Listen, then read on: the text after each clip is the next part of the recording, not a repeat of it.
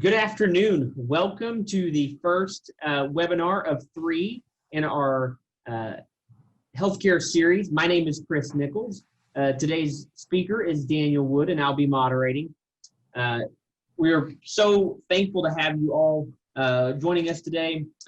Obviously, for those of you that were unable to make this event, or those of you that are wanting to have this as a copy later on, we will be sending out a recorded version of this webinar so that you can share it with your teammates in an effort to continue to spread information about how to increase employee engagement, retention, and how to attract the top talent that you are seeking. Today's conversation is going to include, as I mentioned previously, Dan Wood. Dan Wood is the Executive Vice President of Recruitment Process Outsourcing at endevis. And he is part of the executive leadership team for endevis, where he assists in driving strategic initiatives throughout the organization. Additionally, Dan works with client partners at an executive level to provide consultation and directives around recruiting, retention, and employee engagement. While leading all business development activities for the RPO group, he also serves as a liaison to the healthcare industry thanks to his 25+ years as a healthcare operator and executive.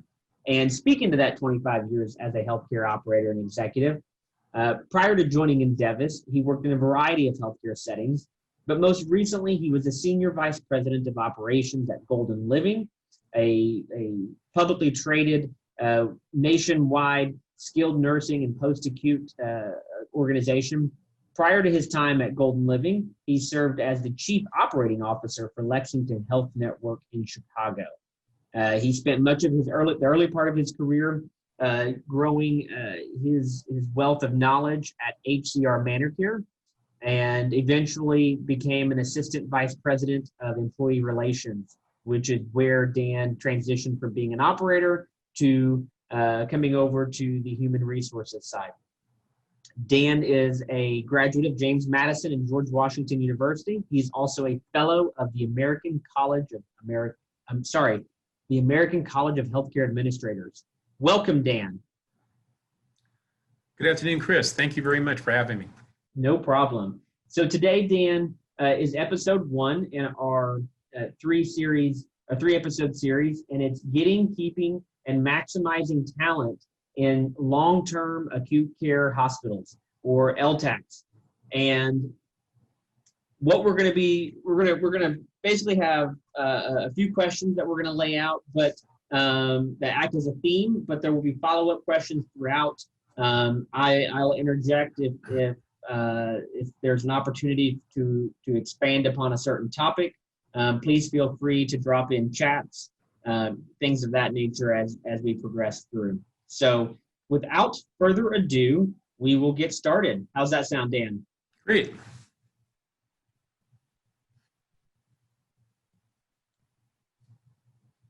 So first, 2020, it has been quite the year. And I just want to throw it to you. I know that you have lots of connections still working in the healthcare industry. Obviously, you consult our healthcare clients, oftentimes at the executive level, having conversations with them about not just recruiting, but employee engagement and retention. With COVID-19 and the effects of the pandemic, would you mind sharing some of the general trends that you've seen in 2020 with regards to healthcare recruiting, Dan? Certainly, Chris. Chris, first of all, as most of us know, 2020 with the pandemic has been like, we've never seen anything like this in today's modern healthcare world. Probably the last incident that would come close to it, that fortunately I was not around for, was the Spanish flu back in, I think it was 1920. But it was definitely a ride, like something we would see in the wild, wild west. First of all, looking at the total picture, some things got started to a crazy ride because agencies that staff a lot of our hospitals, LTACs, skilled nursing, post-acute units, raised their rates up to 50%, which caused havoc in the environment. for operations that were dependent on agency, it was catastrophic. Here are these leaders facing decreases in their ancillary surgeries. Revenue is about half the number it usually is across the nation. And then their labor costs are mounting incredibly. Secondary to that is many of the nurses that work PRN for hospitals or LTACH all of a sudden quit working PRN and started going to work for agencies or traveling nurse companies. So that staffing resource that many people had was gone. So they had to go to the higher cost labor. So that was just catastrophic. And frankly, we're still enduring the pains of that phenomenon. Next, the licensing boards in the states trying to help, did some creative things. For example, nursing students that were just graduating that had not taken their board yet were permitted to go to work in various settings. Now, those folks are trying to get their licenses, but during the pandemic, they have been granted exemptions so that they can work while they're waiting to take their boards. So that has been a nice kudo, but it has caused ripples, a little bit of chaos in terms of hiring. Next, individuals that have retired were allowed to come back into the nursing force. Licensure requirements were eased a bit to get those folks back into a hands-on position to help out. And then finally, Chris, all of a sudden for the recruiting industry, if you look at many of the talent acquisition teams in hospitals, LTACs, it was havoc because we're going from doing face-to-face interviews to all of a sudden doing virtual interviews, which many providers had not done in the past. It's exciting to see that many people have become very proficient at this. The candidates are now used to virtual interviews. Talent acquisition folks are used to it. So we've gotten through the hump. But it's definitely been a crazy, crazy year. But great in terms of we know that whatever we face, we can certainly get through it. I think you make a great point, Dan, when you discuss the impact of technology on recruiting and some of the things that we had to change quickly, right? Even at endevis, we had to ramp up what we were doing from a virtual standpoint with the way that we would do virtual interviews to add that to the screening process. You mentioned some of the changes like nursing students being allowed to get into the industry without having their boards, retirees coming back in. How do you see some of these trends progressing into 2021? And what do you think the effect of these types of decisions are on the market in the future? First of all, Chris, I think in terms of looking at paradigms, the changes we've seen due to COVID, due to the pandemic, I think are setting a healthy place for us for the future. I think people are starting to ask themselves, why not? Or why can't we do this? So I think that's setting a nice framework going forward. We're not expecting a vaccine until the middle of 2021. So we're expecting many of the effects of the pandemic to continue to that point. So we need flexibility, we need greater agility to staff our healthcare institutions. I think we'll see those trends continue, but I think we'll see people being a lot more innovative for the future in terms of saying, things that for years we said we couldn't do, all of a sudden saying, why can't we do this? Because Chris, that's really important because if you think about it, the Bureau of Labor Statistics says that between the years 2014 to 2024, healthcare is going to go through undescribable growth. There's going to be an increase of 2.6 million positions added to the workforce. I think it's around 14% increase. That's going to be the largest sector of any business group in the United States. So healthcare will be the largest sector of employees. But if you think about where we can get those folks from, we need to be doing some innovative things. We've got to be thinking out of the box, things such as retirees returning to the workforce. So I think it's setting a great stage. I think the future will be very bright for us in terms of challenging some old paradigms that we had. Absolutely. I couldn't agree more. So I'm glad that you mentioned hospitals and short-term and long-term settings in your statements earlier, but obviously you're somebody that worked in a setting that usually comes, if you're thinking about the care continuum on the skilled nursing side, in that space, obviously HCR manor care, golden living, rehab was a big piece of the business, therapy, and transitioning to home health and getting them back to their livelihood. So I know that you've also partnered with hospitals and LTACs during your career as well. What do you see as the major difference in how organizations should recruit across that care continuum, but really focusing in on LTACs and how they differ from the competition? Good question, Chris. Chris, first of all, when you look at the continuum of care and you start at the far end with acute care hospitals, then the far right side, we look at home care or independent living. I look at the worlds in two different ways. There's a divide. First of all, for acute care hospitals, long-term acute care hospitals or LTACs, and skilled nursing post-acute units, you need a clinical model. You need a medical model. So therefore, for those folks, you need to look for people with clinical competency skills and really great clinical assessment. They're up to speed on the latest technologies for those sectors. For assisted living, traditional skilled nursing services, independent living, home care, meaning non-clinical or non-skilled home care, we're looking at more of a social model. That's much more about relationships. The residents in those settings are going to be there for a much longer time. That's going to become the resident's home. And if you notice, in those settings, we call the clients residents. In the hospitals, acute care or LTAC or post-acute clinical settings, we call the clients patients. And I think that kind of sums up this whole conversation about the continuum. On the far left, in the medical model, we're talking about patients. To the far right, we're talking about residents. Because once, as I said previously, we're talking about folks home. So for people we're interviewing and screening and hiring for assisted living, skilled nursing, traditional services, independent living, we're looking for people with fantastic customer service skills, people that have the ability to develop long-term relationships with their patients and their families. Whereas on the left side of the continuum, where we talk about acute care, LTAC,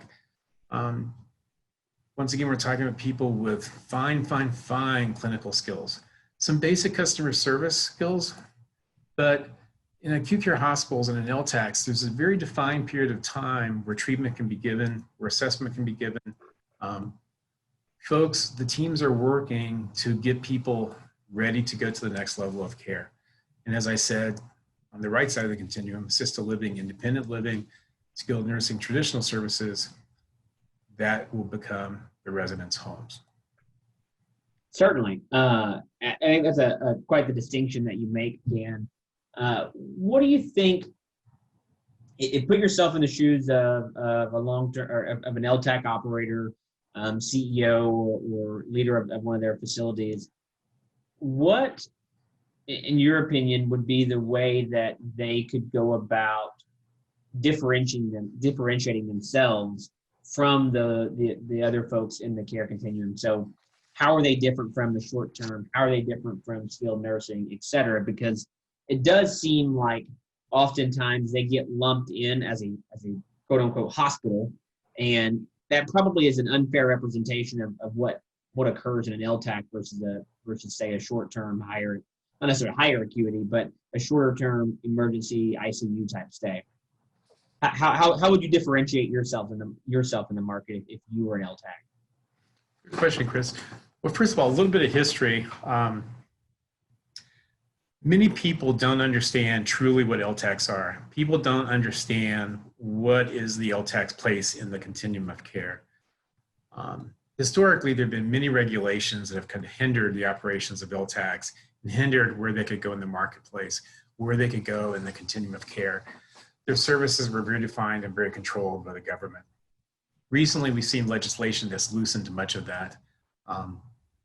And so they're coming much more into their own. We're seeing many more companies enter the marketplace, purchasing LTACs, really making a commitment to that business. That is all great. However, for the candidate and for the leadership in LTACs, it creates some challenges. First of all, how do you educate folks to what is an LTAC? Where does an LTAC fit into the continuum of care? How do you start attracting people to come to an LTAC to work? It's also challenging because a really simple thing, many LTACs have hospitals in their name. How does a leader in an LTAC differentiate his or her services from the traditional acute care hospital? That's the first challenge. Second, many times LTACs are within the walls of an acute care hospital. So how do you also create differentiation there for how you are different from the acute care hospital? So I think folks have to look at how do we educate. I think a way to do this very quickly and really make an impact into the workplace is looking at what we call passive candidates.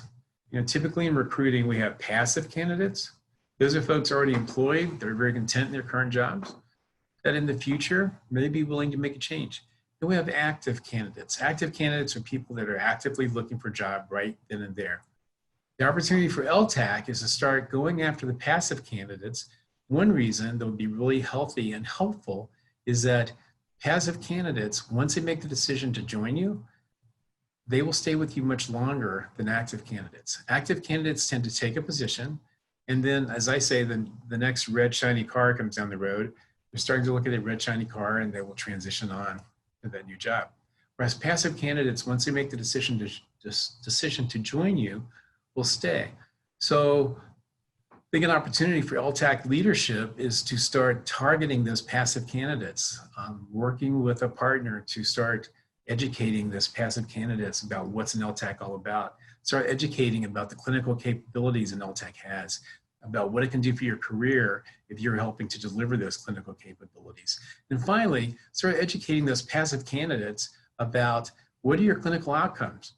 Clinicians, true clinicians that are dedicated to their craft, really want to make a difference. They really want to see what are the clinical outcomes I can help produce. How quickly can I get a patient home? How can I wean this patient off of the ventilator? Of course, that's all with a team, but those things are very important for us.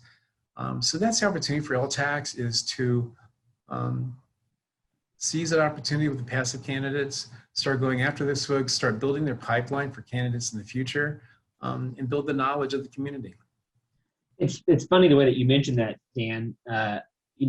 We see lots of job ads. We're constantly evaluating what we're doing. We're evaluating what we're doing for our partners, our healthcare partners. We're evaluating what other organizations are doing to assess in their recruiting process and their talent attraction. And one thing that I see a lot of is we talk a lot about pay and benefits and what's in it for them personally, but we don't talk much about what's in it for them professionally. And you speaking to clinical outcomes there, I think that is a huge missed opportunity for organizations to sell themselves, right? And to be able to talk about what the expectation is for Chris or Dan whenever they join the organization as an RN. Hey, what are our goals? For some reason, it seems like in the healthcare industry, we lose track of that in the recruitment process because we're just constantly churning and burning. We're trying to find new talent, and we're not talking to them and sharing with them what our goals are. So when you think about recruiting to clinical outcomes, what kind of messaging would you share, Dan? I mean, what would that look like, in kind of the recruitment marketing stage? How would you share that information off the top of your head? Great question, Chris. First of all, it depends on what are the specialties that the LTAC has identified that they want to focus on. Let's say the LTAC does a rehab unit. Some of the things that would be clinical outcomes would be, first of all, percentage of people that go home or number of people that go home. What's the distance people are ambulating when they go home, depending on whatever the specialty is. Let's say it's an orthopedic program that the LTACH is doing. Next, if you are looking at strokes in an LTACH and doing a stroke rehabilitation program, it would be functional activities of daily living skills, percentages of improvement for feeding yourself, getting yourself up, things like that. So it really depends on the specialty that the LTACH is embracing. Let's say with ventilator dependent patients, it would be, the number of people weaned off of the ventilators. Those are just some examples. It really Yeah, I think that's awesome. I just, you don't see those popping up on social media or in job postings about like, hey, this job, our goal is to get this this medical challenge, how we're going to get them from point A to point B. Like, this is what your goal is as an employee.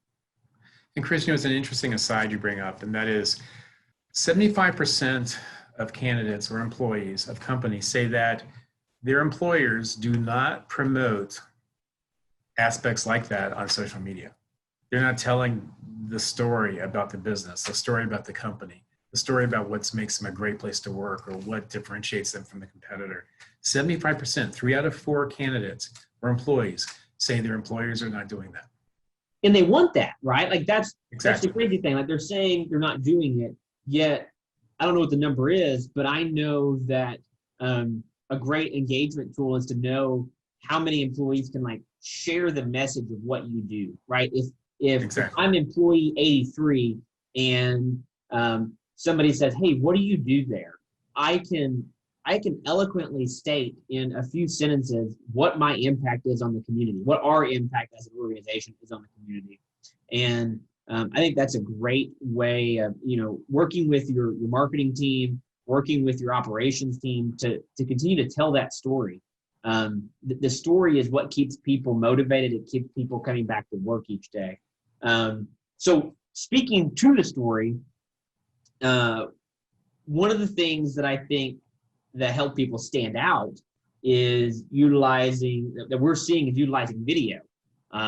Because people don't want to read job descriptions. What are your thoughts on video in the recruitment process and talent attraction and how that can be most used effectively? Chris, videos are the hidden jewel for folks, and many people have not realized that. With the iPhones, first of all, iPhones, you can take a decent quality video that you can use in your branding or in your recruitment efforts. Something that's been very successful, and I've seen many skilled nursing providers do this, that is to do employee testimonials about their jobs, about what they do, and people using those in their branding campaigns in the community or for possible candidates. There are other companies that have gone on to do more professional looking videos. They're having great success and having great impact. Typically, Chris, what I've seen is people are doing probably 30 seconds to a minute video. You want to be careful not to be too long. But people no longer read. It's all about videos. It's all about videos are making an impact for us now. So that's the hidden jewel. That's cool. Yeah, I'm a big fan of videos. Like you mentioned in your social media feed, when you're just scrolling through, you can quickly see that it captures your eye, right? If the picture is now moving, all of a sudden you're like, wait a second, what am I looking at there? You're gonna dwell on that for a little bit longer because you want to know what comes next. We've become so accustomed to text that I can quickly scan. I only need to read the first sentence, last sentence, and a few words in between, and I got the gist, right? Whereas a video keeps me waiting. I think that's a very underutilized tool. And to your point, I like what you said about just using employee testimonials, right? And an employee holding a cell phone up and being like, hey, this is why I like working here. This is what I enjoy about coming to work every day. It sounds simple, but at the end of the day, that's what employees care about. They want to know from other employees what it's like to work there, not from Executive Vice President Dan. They if they come to work for endevis, they want to know what it's like to be one of our innovation team specialists or one of our recruiters. So it's no different in any other industry, which brings me to something that's near and dear to my heart. It's what I call the driveway experience, and it has nothing to do with driveways anymore. But in my past life, I used to work in the sports space, athletic space. I was in college athletics to be exact, but we consulted with organizations on creating a better fan experience. Many people are, whether it's a sporting event or a musical event or a musical or a Broadway show, the majority of people have been to an event of some sort. Not in 2020, you haven't, but in previous years, you were able to go to events. And so one of the things that we've seen over the last 20, 25 years is costs continuing to go up and up to attend one of these events, but the experience remains flat. The experience is the same as it was in 2000 as it is today, but the cost is now way up here. And so what we would do is we would partner with the local executives, depending on the market, and we would actually go to, we'd find where, we'd look at the ticketing data and we'd say, where are guests coming to the location from? So we would look at the major suburban market and we'd say, okay, they're making the 30-minute drive in from their homes with their families, and they're commuting along this road. They're stuck in traffic. That's something that's going to keep people from coming to our event. Then when they get to the event, we would look at like what the parking situation was like. So we'd say, hey, let's go park in a parking lot 2 blocks away. How much is it? What does that look like? Is it safe? Is it dangerous? Wanting to understand what that looks like for families. Then we would go buy tickets at the box office rather than buying online, understand what the customer service aspect is there. We'd buy concessions once we got in, that sort of thing. What I asked of our partners, Dan, and you've been with me in some of these conversations, but I say, look, go take a stroll through your candidate's shoes. What do I mean by that? One, open an incognito browser if you're a Chrome user. Open up a private browser if you are an iPhone, Apple user. That way, your search history does not predetermine what it is that you're searching for.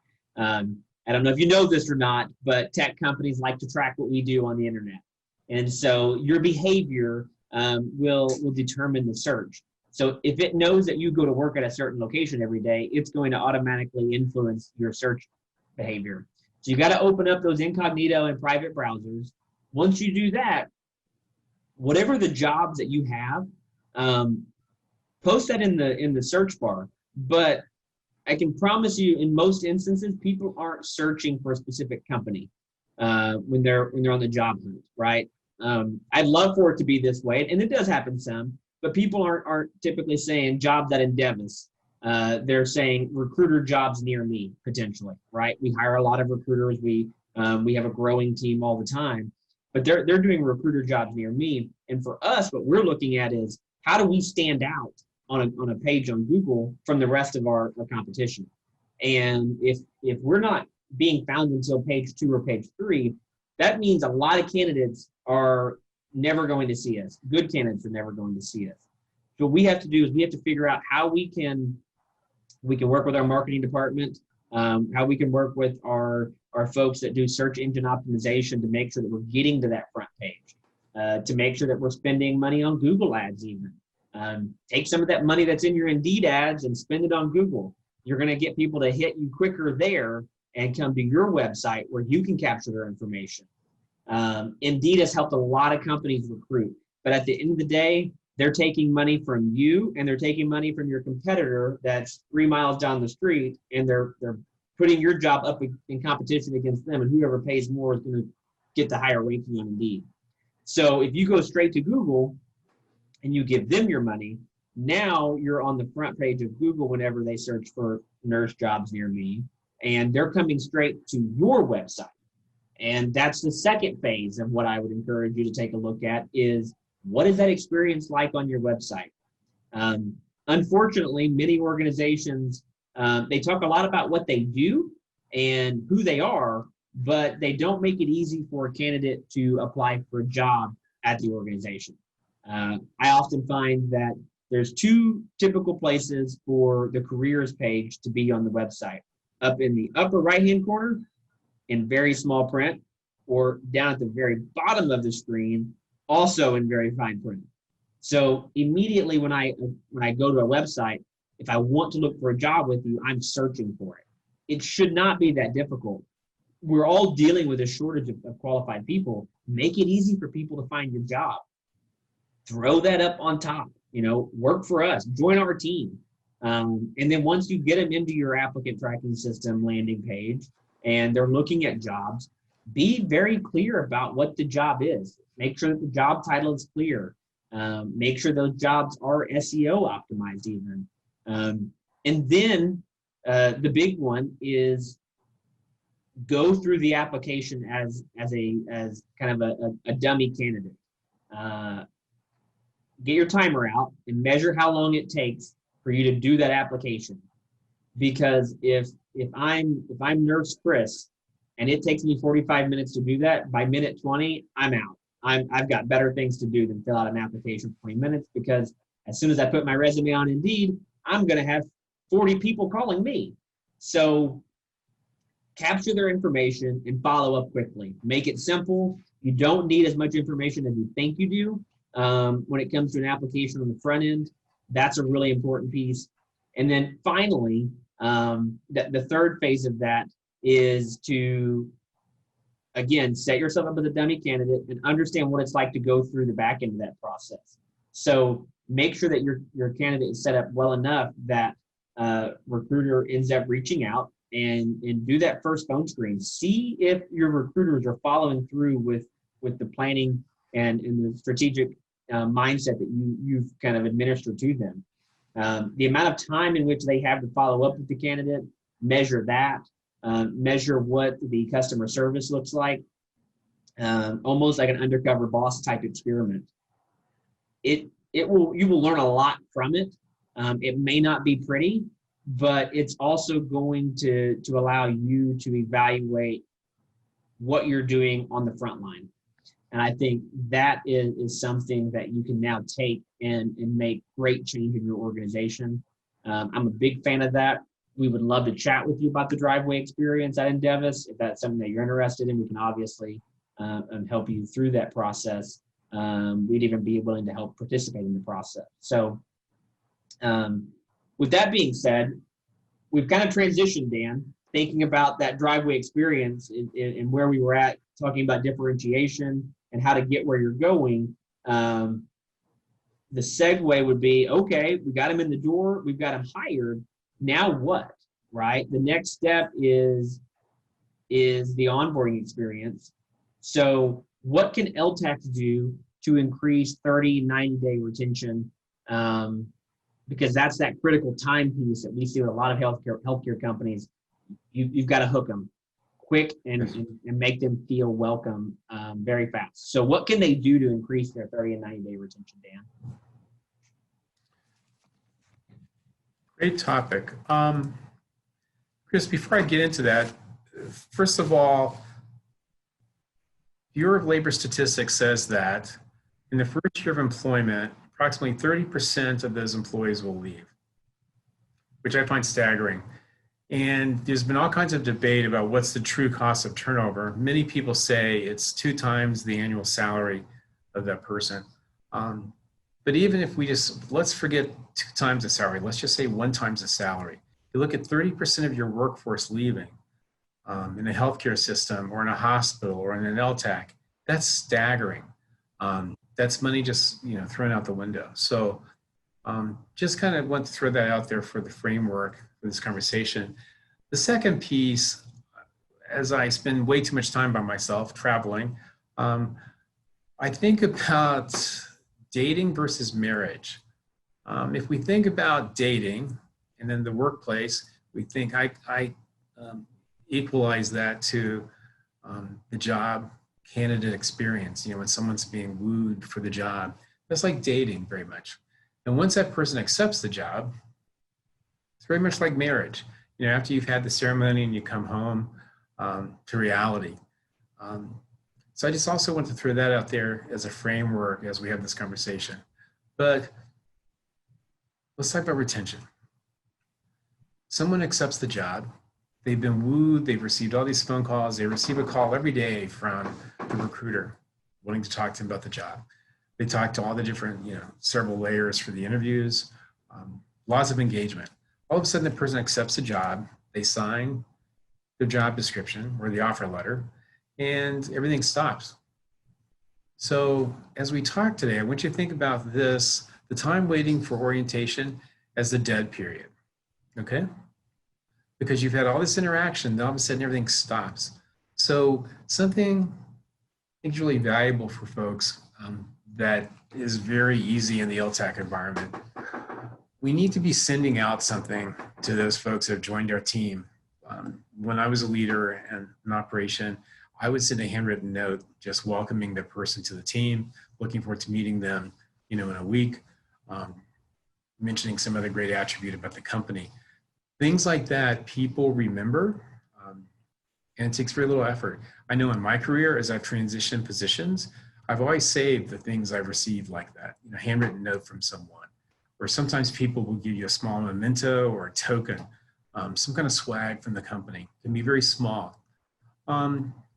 So we need to look at different things we can do during that dead period. Something that we suggest to people is that you have their supervisor contact them. You might even set up a communication schedule. Who's going to touch base with them every couple of weeks? Especially now, many companies are, with the pandemic, are going to a once-a-month orientation or twice-a-month orientation, which makes the lead time between signing the offer letter and starting the orientation even longer. So there needs to be a defined communication plan. So all of this happening, we lit up to the first week. And this is the chance to shine, folks. This is the chance to really wow your candidates. I like to think of, in the back of my mind, as I think about dating versus marriage, I like to think about first impressions make lasting impressions. That first week on the job, have we gotten out to the candidates what their work schedule is going to be? Some people will send out proofs of the business card before that first week or on that first day of employment for folks to see. It's all about being organized, putting your best foot forward, showing that person they bring value to you.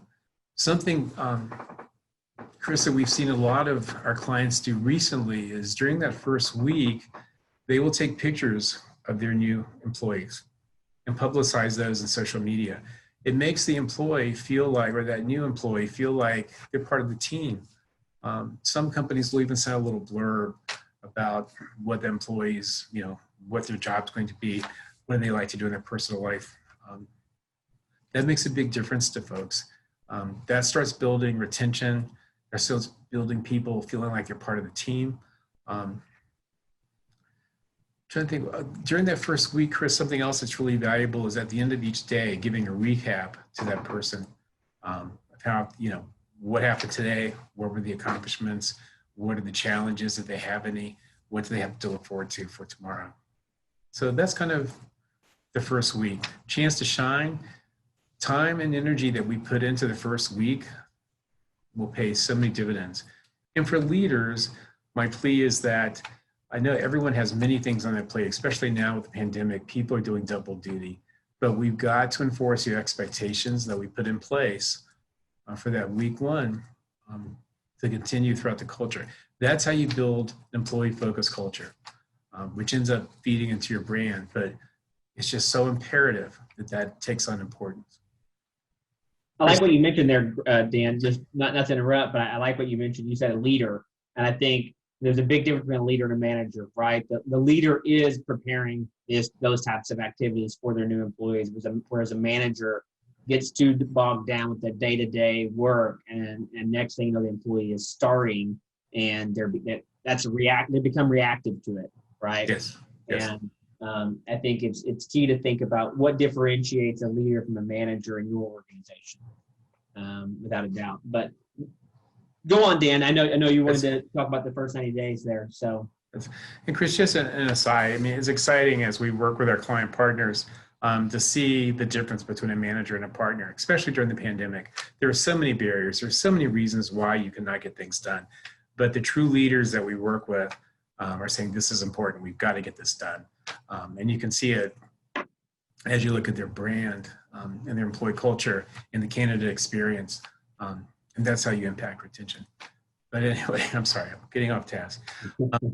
After the first week, we need to stay focused on that next 85 days because we know the first 90 days are very critical.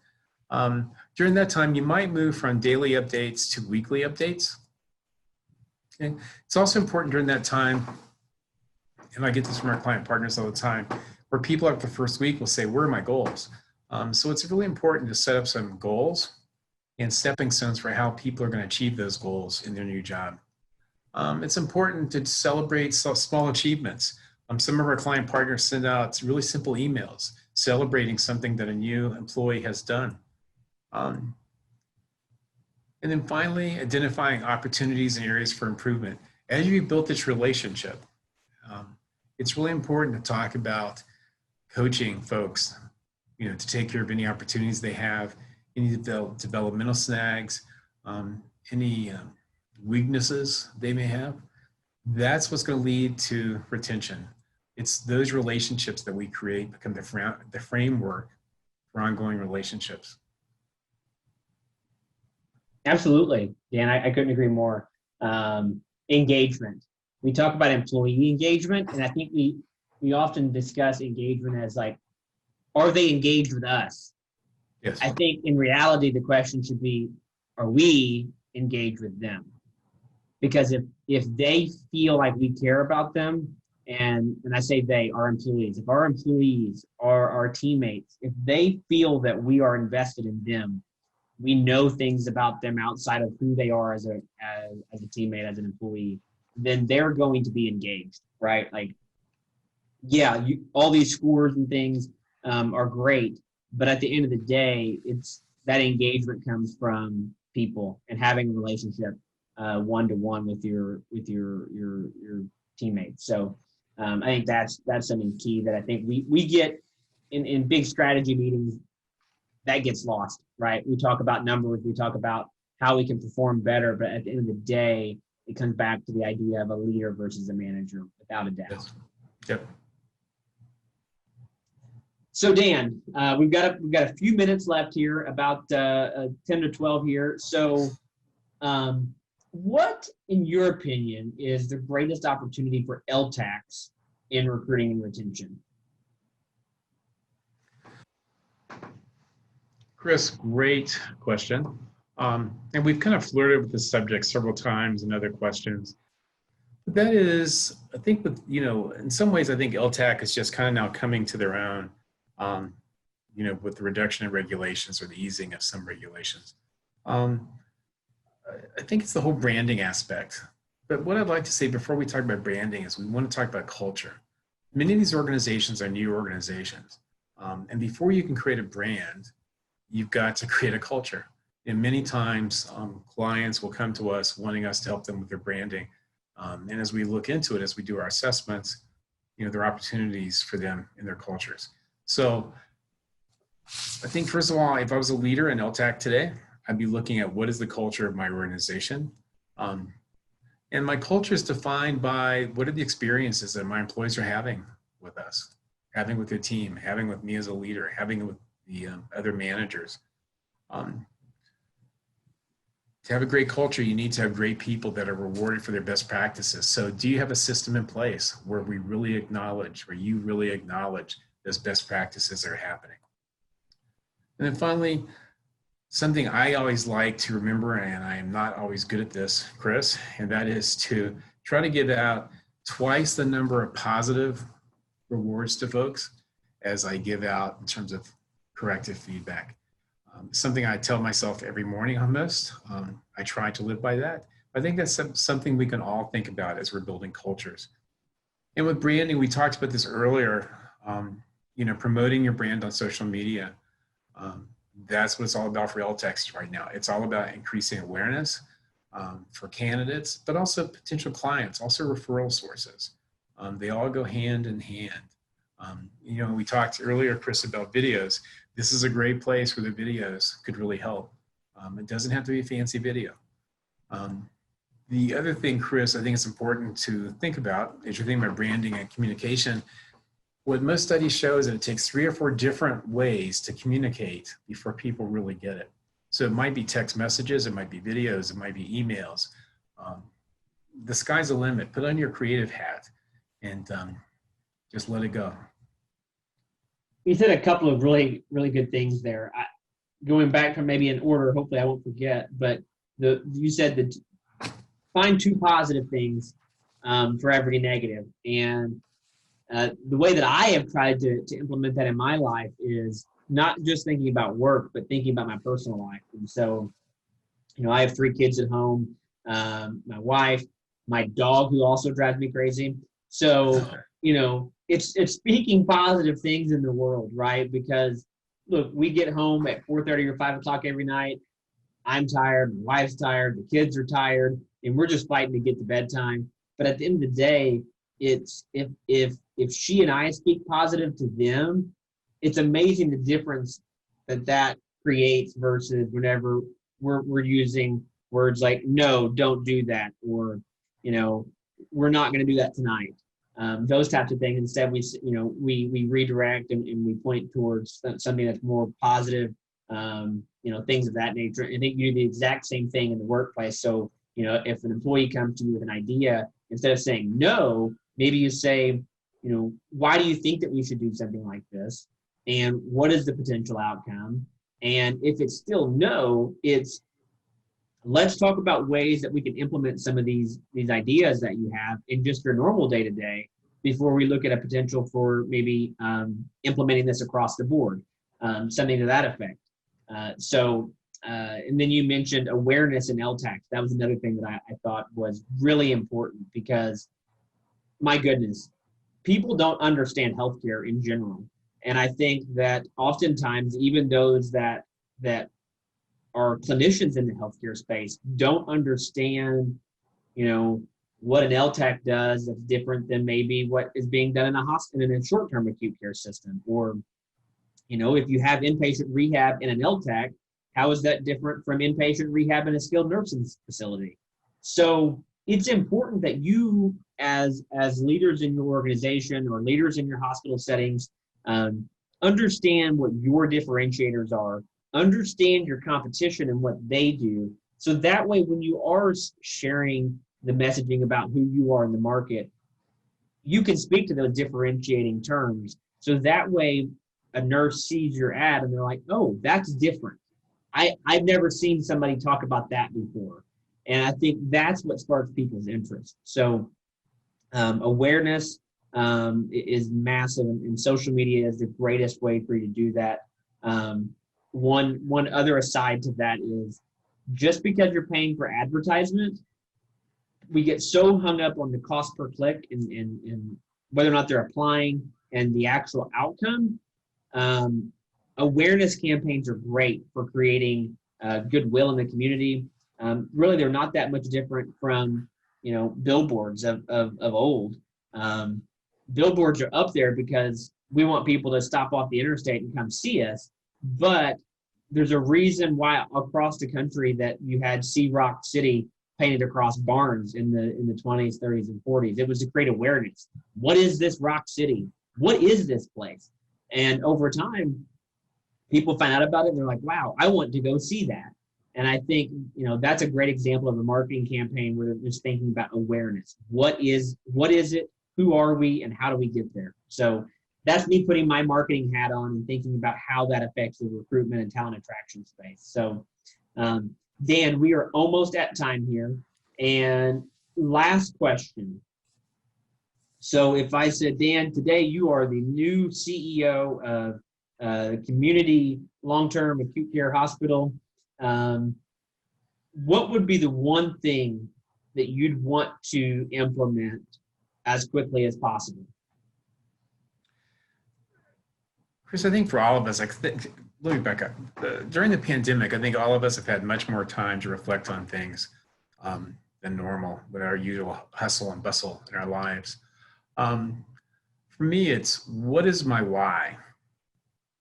Think of the workplace, all of us, when we join a team or we're considering joining a team, we want to know what motivates people. We want to know what motivates that recruiter. We want to know what's motivating our manager to do their job. And finally, what's motivating the CEO or the COO Any leadership position, what's their passion? Why did they choose to go into LTACH management? That's what is so important today. And I think we missed that piece. I think with the generations coming into the workforce today, that's really important because everyone's reflecting on what is their personal mission, what's their why for why they want to join the workforce. And I know we're almost out of time, Chris, but a real simple thing to remember also is this is kind of the secret sauce of recruitment, also of retention. In the brain, when someone's listening to an emotional story, something is really heartfelt, there's something generated called oxytocin, which causes the listener to become much more empathetic and to buy in much more. So it's so important for our leaders, and I did not always do a good job of this when I was a healthcare leader, to express what is their why, what's their motivation, what's their true passion for what they do. And it will really create a bond that's going to enhance retention. It's going to enhance customer service. It's going to enhance patient care. The list goes on and on. So Chris, what's your why? My why, Dan, is helping organizations recruit and acquire talent that is going to stick around professionally. That I want more than anything to help companies do better, be better, recruit better, be more effective in how they communicate with people. So thanks for asking. I don't even think you were asking me, Dan, but I just had to explain. Great. But thank you, Dan. I appreciate it so much for you joining today's webinar with me. Again, my name is Chris Nichols. I'm the Vice President of Marketing at Endevis. Dan Wood, our guest today, is the Executive VP of Recruitment Process Outsourcing at Endevis. When I think about a subject matter expert, it is Dan Wood when it's thinking about healthcare, recruiting, and culture building. Very thankful to work with Dan, but we would love to chat with you if you are a current long-term acute care hospital. If you're looking for ways to recruit more talent, recruit talent faster, and recruit better talent, if you want to improve clinical outcomes, any goal that you have that's around recruitment and retention, let's chat, because it's something that I mentioned is my why, and I know Dan wouldn't be here if it wasn't his. So until next time, thank you very much. My name's Chris. Dan was the guest. We look forward to seeing you soon. Thank you. Thank you, Chris.